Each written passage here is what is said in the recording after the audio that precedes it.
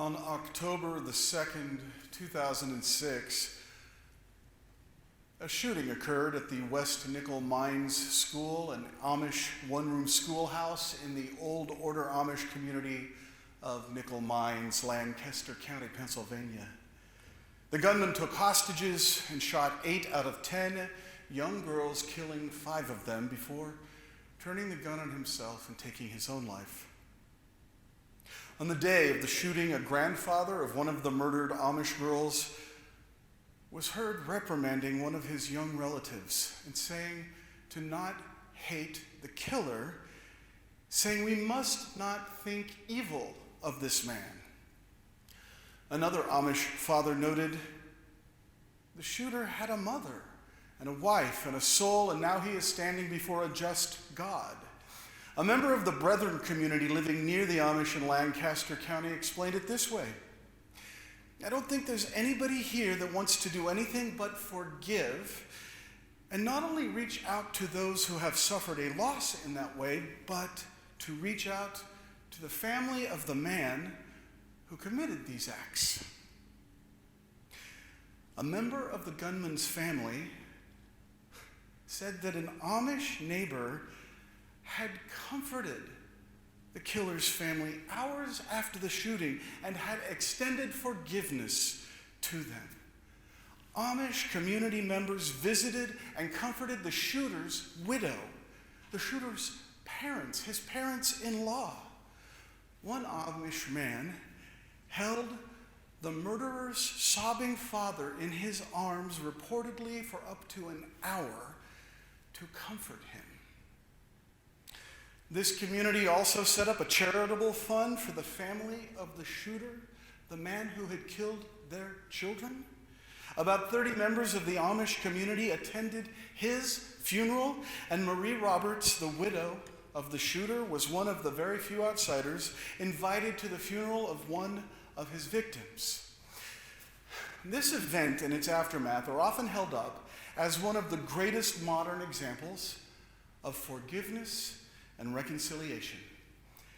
In a devastating situation where it would have been understandable and easy to allow hatred, retribution, and blame to lead their hearts, this community chose a different path, one that is tightly aligned to their deep and abiding Christian faith. But I have to wonder aloud, would our community be capable of showing the same grace and love? I can honestly say, I don't know if I could. And I pray that I never have to find out. Some commentators criticized the quick and complete forgiveness with which the Amish responded, arguing that forgiveness is inappropriate when no remorse has been expressed, and that such an attitude runs the risk of denying the existence of evil. Scholars of Amish life have noted that letting go of grudges is a deeply rooted value in Amish culture, and that culture remembers forgiving of martyrs, including Jesus himself. It's explained that the Amish willingness to forego vengeance does not undo the tragedy or pardon the wrong. It does not do that. But rather it constitutes a first step towards a future that is more hopeful. There's a big difference between forgiving and reconciling. Sometimes we forgive to just let go. Sometimes we forgive even when there is no remorse or contrition on the part of the offender. This is complicated work in our humanity and work that some of us, we never get it quite right. How do we find the balance between our need for justice and forgiveness with a reconciliation that allows a perpetrator back into beloved community? Better yet, this question. How do we mend broken people to then help mend a broken world? Now, you all know that I'm not really big on this idea that we humans are in some way broken, because I think it is often used as an excuse to not try to become fully human. I'm broken. I'm unlovable. I'm just a broken person. It's an excuse. But because we are human and we have to interact with other humans, we do acquire emotional and psychic damage throughout our lifetimes. Some of us are able to cope with this damage in positive ways, and some of us do so in not so positive ways. Unfortunately, some of us suffer addictions simply to be able to cope with this brokenness. But becoming wholly human means facing our brokenness, being vulnerable, and then working to mend ourselves and others. And one of the chief ways that we do this is through the act of forgiveness. Forgiveness is the way in which we participate in the divine love that mends us all. In Matthew's gospel, we have Peter asking Jesus about forgiveness. Then Peter came and said to him, "Lord, if another member of the church sins against me, how often should I forgive? As many as 7 times?" And Jesus said to him, "Not 7 times, but I tell you 77 times." Now, I believe Jesus isn't giving us a mathematical upper limit or a quota on our forgiveness, but is instead telling us to forgive as much as necessary to restore each of us, each other, to our humanity. And to do this, we are sometimes required to re-injure ourselves. Forgiveness involves leaning into our pain, staying with our hurt, staying with that devastation long enough to name what we are feeling and identify then how our woundedness diminishes our life.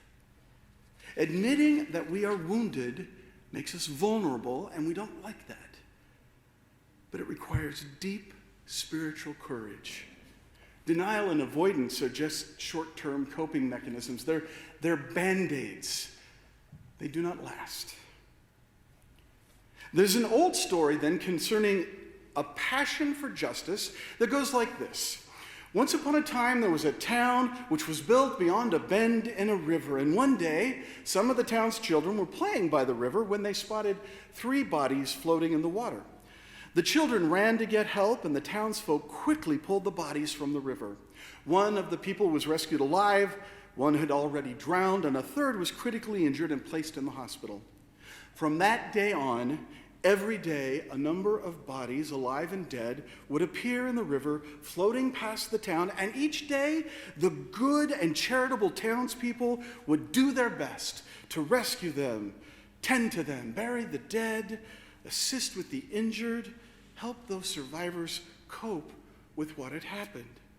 This went on for many years, and the townspeople came to expect that each day would bring its quota of human bodies. But during all of those years, nobody thought to walk upstream, to go beyond the bend in the river and find out just what was causing those bodies to end up in the river. No one looked upstream. A passion then for a just society begins when it occurs to us to go upstream, to go up the river and search for the source of the problem and then work to fix that, not just deal with the consequences of the event. In 2017, the hashtag #MeToo went viral, with thousands upon thousands of women across all spheres of our society. They came forward with stories of sexual abuse and exploitation. These stories brought to our attention not merely a series of isolated incidences of sexual violence and oppression, but a social, economic, and political system whose abiding structure debases and devalues women. And the women who shared their stories offered more than comfort and solace for the other victims. They sought and continue to seek change in the world, changes to our political, economic, and social structures that perpetuate violence and create so many victims. They went upstream. The civil rights movements of the 50s and the 60s and the anti-war movements during the Vietnam War encouraged us to do the same. Black Lives Matters asks us to go upstream and find out the cause for so much human tragedy. Our house church has explored the crucial and immediate damage being inflicted upon our own neighbors here in Wichita by the systemic racism, classism, and sexism in our existing structures. We are racist, classist, and sexist because we are taught to be so by our institutions, our churches, our organizations, our curricula.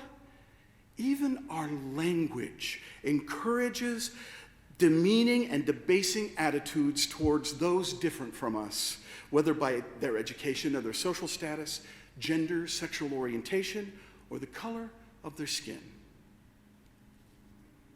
As Robin said, as Christians, we are called to do many things. Love our neighbor, love God, protect those with less than, challenge the status quo, and push back against the desires of our empire-loving culture. I also believe that God calls us to be models of moral leadership. That is, in our day-to-day actions, we need to show the world what it means to be a moral, just people. Now, this does not mean we are pious do-gooders, people who are showy and pretentious with our works. I am always impressed with the modesty displayed by our various outreach projects. When a success is lauded by the hygiene pantry, it is always about the people served. It's never about the leaders of the effort. We know how hard they work and that they would blush at accolades. But instead, we celebrate the mission of the pantry more than any of the personalities involved with it. Those leaders then are modeling moral leadership. They do not operate the hygiene pantry for any personal glory goodness. We know how demanding the operation of that ministry is. The leaders of this ministry do so to make the lives of our neighbors a little bit better, to love our neighbors, and by doing so love God. Moral leaders show us through their actions, not just their words, that living in community truly means caring for those without. And they do so, I know you know these people, they do so passionately. This passion, this burning desire for justice energizes them, and we see it, and it energizes us. It moves us, it inspires us. The word passion actually means suffering or enduring. So when we feel passion, we're suffering and enduring, and we feel compassion, we are suffering with. We're actually in empathy with the suffering of the world. And we also all know how easily it is to allow passion to overtake us. So finding balance in passion is something that our Christian faith can help us with. It's easy to be angry. Lord knows, it's really easy to be angry. It's easy to let the righteous fire sweep over us and fill ourselves with indignation and retribution. I imagine many of you felt as I did on that terrible morning in October of 2006 when that broken man took those Amish girls' lives and destroyed that community, or tried to destroy that community. I have a knee-jerk response, a reflexive response, anytime I hear of someone dying by a gun being pointed at them by another human being and their life then stolen from them. Now, I admit to this knee-jerk response. I own it, and here it is. There are too many guns in the hands of too many broken people. Period. I own that, and that's a fact. And what do? We gather up the pieces, a few platitudes are spoken, promises are made, and then we go back to our day-to-day lives until there is another Columbine or a Sandy Hook or a Heston. And my knee-jerk reaction is always the same, and I'm sure yours is, on whatever side you fall on this. This holy anger we feel is understandable. Even Jesus got angry. He threw the money changers out of the temple. That was righteous anger. In Matthew's gospel, he tells the hypocritical, politically motivated religious leaders of his day that they were like whitewashed tombs. That's not very Christian language, is it? When we follow Jesus, we see and know that we will sometimes get angry. We will feel the need to express this righteous, holy anger at times. The challenge then is to see Jesus' example for what it is. He was able to express his anger without losing sight of the humanity and the dignity of the human being he was angry with. One of the great paradoxes of Jesus' work on this earth was to denounce injustice and hold the unjust accountable without losing sight of the dignity and worth of every human being. That is the example that Amish community in West Nichols Mines, Pennsylvania showed us. This is the example of moral leadership that each of us exhibit when we count to 10 before we react to a slight. Christians should not be transactional. That is, we don't demand an eye for an eye or a tooth for a tooth. Christians know that that sort of retributional, transactional justice will only leave the world blind and toothless. Moral leaders know that turning the other cheek is countercultural and resistant to empire. A life shaped by the event that occurred on that dark hill called Golgotha, the crucifixion of Jesus of Nazareth, is a life that is indeed changed. The resurrection-shaped life is a life that sees the example of Jesus' moral leadership, and instead of participating in the deeply embedded cultural expectations of retributive justice, we participate in the life-giving and life-changing possibilities found in restorative justice. Justice that seeks to make each human being more fully human. Justice that restores us all to community.